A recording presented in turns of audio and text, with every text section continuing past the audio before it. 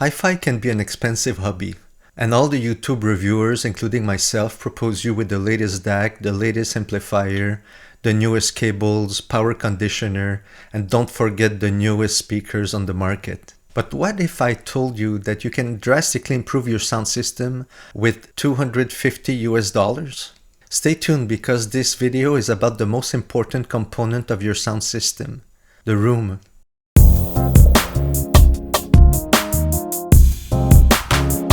Welcome to the Bast Audiophile with your host, the Bast, an audiophile. And today we look into the most important component of your HiFi sound system, the room. Yes, it's debatable. Some audiophiles will say that the most important component is your speakers. Others will say that the source is the most important component, like a streamer, a turntable, or a CD player. Others will say it's your ears. But no one will say that the room is not important. It shapes the sound we hear. Sometimes great HiFi sound systems are affected by the room they're in. Today we will look at how to work on our room and conduct tests for $250.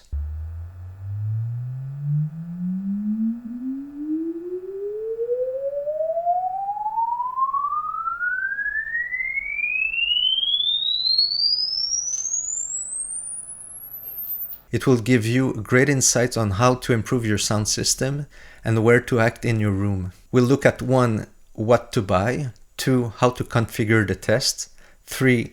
How to use a software called REW, and 4. How to analyze the results and concrete improvements possible. Maybe some of you will say, oh, I'll let professionals do the work for acoustic in my room. I don't want all the trouble. But you might want to try to analyze the room yourself at first in order to learn the fundamentals, realize its potentials and its challenges before you engage with professionals. You will learn how to better evaluate their work based on facts so they don't charge you with extra fees. So today in this video we will work together on my actual room. I plan to move in a few months, but nevertheless the same principles will apply to my next room and to your actual room. We'll gather facts on our room's behavior, then we'll discuss ways to improve their acoustic. Feel free to comment this video to describe your own room acoustic and the tips you found to improve it. So let's start now.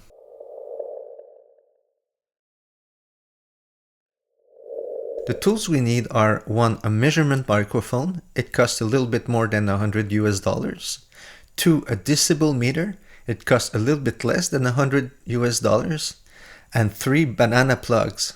They cost about $50. Total $250. 4. You will also need to download the configuration file of your specific microphone on the manufacturer's website. They will ask you for the serial number of your microphone, and the file they'll provide you will be specific to your particular microphone. Keep the file, you'll need it. 5. Then you can download a free software called REW.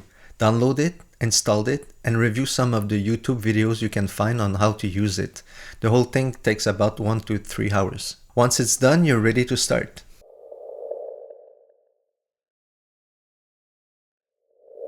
Reserve a full day to do what you're about to do, since most likely there'll be small problems to solve. This video will prevent you from doing the mistakes I did, at least. The first thing you can do is emptying your room. Just leave there the sound system. We'll need to understand the fundamentals of the room and what we have to deal with. My music room is asymmetrical.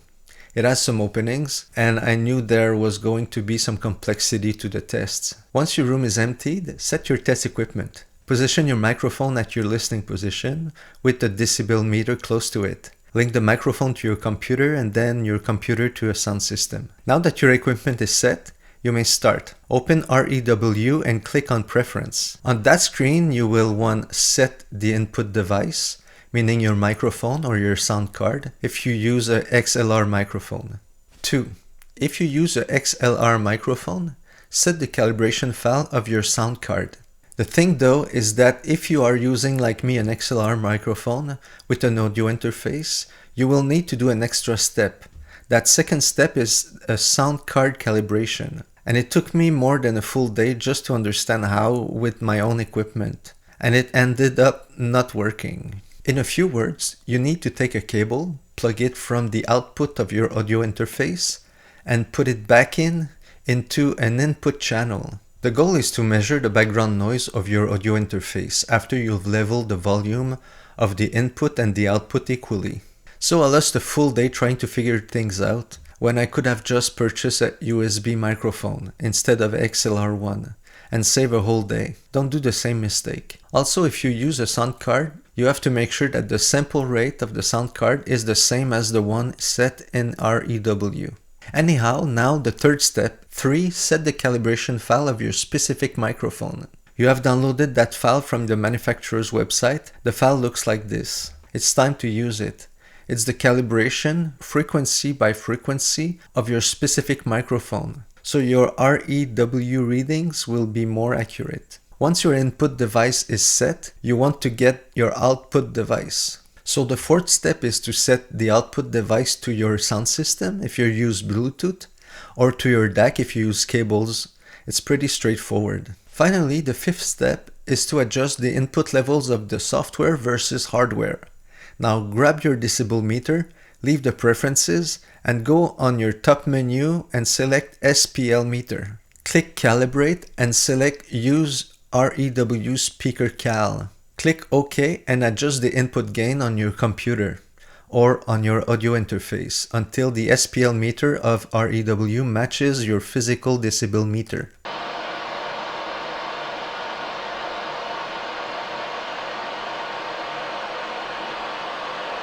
Once it's done, you may redo the same thing but select Use REW Subwoofer Cal.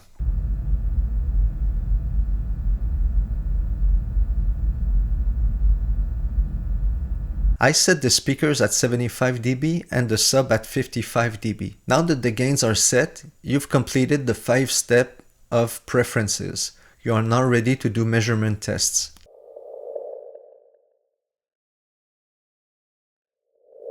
For the purpose of my room, I've set 8 tests. First, empty room with left speaker only. Second, empty room with right speaker only. 3, empty room with subwoofer only.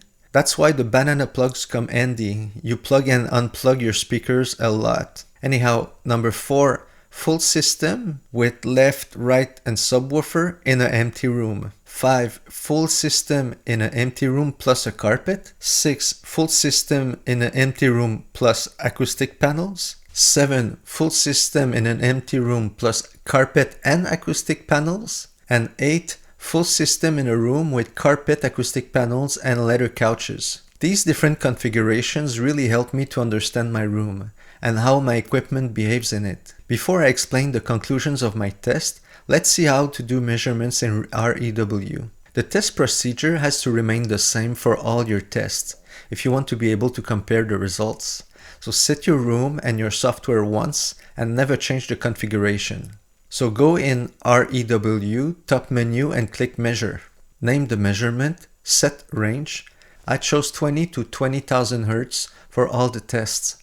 Set the length and the number of repetitions you want. I set the length of the frequency swipe at 1 minute and 4 repetitions for a good reliable reading.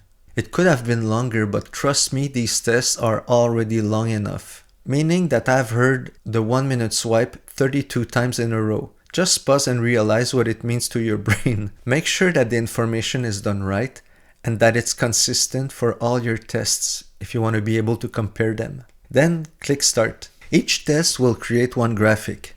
By the end of all your tests, you will have many graphics to analyze. But first, before anything else, don't forget, once you've done all your measurement tests, go on top menu and click Save All.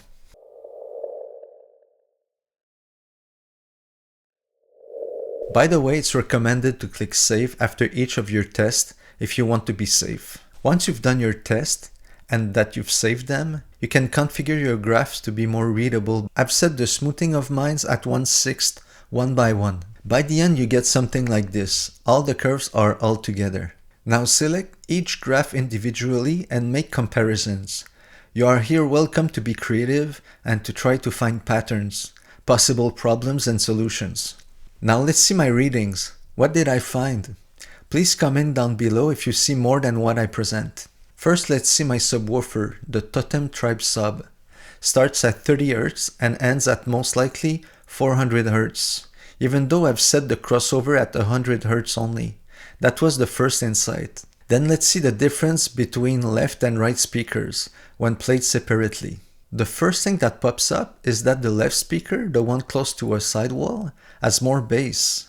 Then 4 small dips at 90, 170, 2500 and 4000 Hz respectively, while having a boost at 500 Hz. The other speaker, the right one, is close to an open space. Its frequency response is more linear. The difference is the dips from the left speaker, the one in the corner, are probably caused by room reverberation, cancelling some frequencies. When we play the full system, meaning 2 speakers with the subwoofer all together, we get a small boost in most frequencies, but 3 significant dips at 1700, 7000 and 11000 Hz, which points out that some frequencies might cancel each other. I wanted to be sure of these dips, so I did a second reading of the full system in an empty room. The only change between the 2 tests is that I had to close one side door, which changed slightly the profile of the frequency response in the high frequencies. But it didn't change the big dip at 2000 Hz. Since the speakers had a pretty linear response separately, the fact that there's a constant dip at 2000 Hz when played together seems to be caused by a frequency cancellation. Then I went on to put a small carpet in the middle of the room. I had no expectations at all. The carpet is so tiny. But surprisingly, it solved the problem of the dip at 2000 Hz. The frequency response was better with a small carpet than nothing. The door had solved the dip at 11,000 Hz. The carpet had solved the dip at 2000 Hz, but the dip at 7000 Hz remained though. Then to get new information, I removed the carpet and added some sidewalls absorption panels and 2 bass traps. You can see their frequency response in red here. These panels are from the company Studio Solutions from Canada. They're ecological, they're made out of hemp, there's no chemicals, you can breathe in confidence in the room, and they're very effective. My next video will be dedicated to these fantastic panels. You can see here that the bass trap is effective to absorb bass from 80 to 250 Hz, and that the side panels help to reduce the 2000 Hz dip, but less than the small carpet though, which makes sense since it's on the floor closer to the speakers and the subwoofer. You can see now on the blue line that when you add a carpet to the panels, it immediately absorbs the low and the mid frequencies, bringing a much better linear response in the room. Combining the panels with the carpet seems to have solved the 7000 Hz dip that was remaining. So far, adding a carpet and absorption panels have helped bringing the frequency response to a flatter pattern.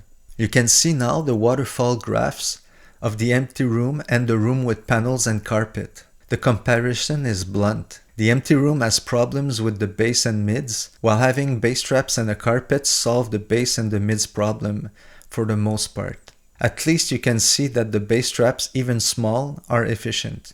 Now what would happen if I added 2 leather couches? Basically more bass. Leather is a reflective material a little bit, and putting couches in the room limits space.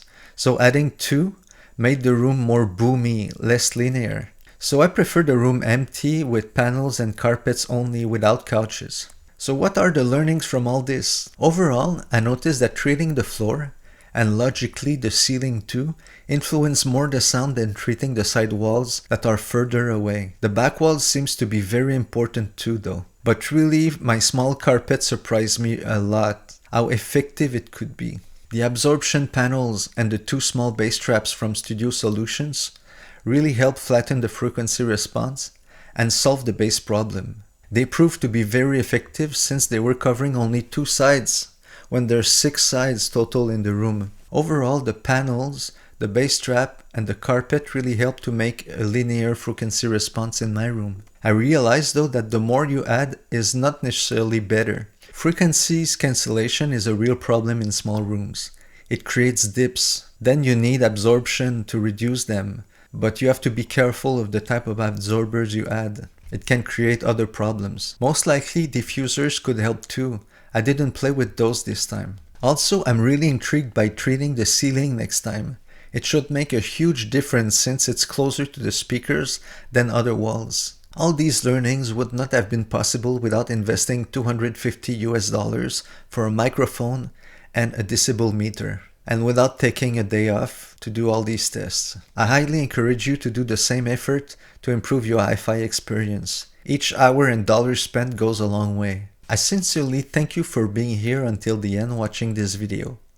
You're kindly invited to leave a comment on your experience with room treatment or the use of REW software. We're all here to improve our fun listening to music.